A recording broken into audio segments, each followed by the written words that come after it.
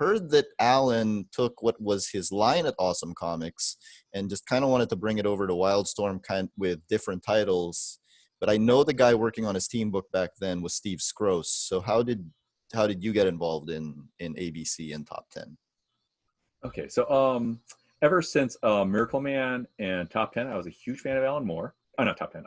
Miracle Man and Watchmen. I was Watchmen. a huge fan of Alan Yeah. Moore. Right. So as a teenager, growing up and reading that, I was just those things blew me away. Swamp Thing also. So after I broke in, I became friends with Alex Ross, who's doing covers for Alan Moore's Awesome books. Mm. And at one point, I was talking to him on the phone. I said, "I'm so jealous that you get, even though it's only covers, you're not doing stories. I'm so jealous you get to work with Alan Moore." And he said, "Well, Gene, if you really want the project, why don't you just try to get it?" And it's like, you know what? I really need to just try to get an Alan Moore story.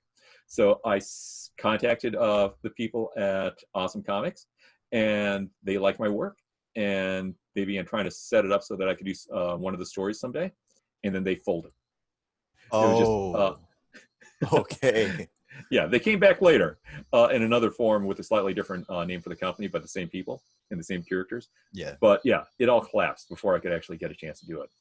At which point, Alan Moore then, as you mentioned, migrated his basic concepts and a lot of his creative teams over to Wildstorm, which was owned by Jim Lee, a part of Image.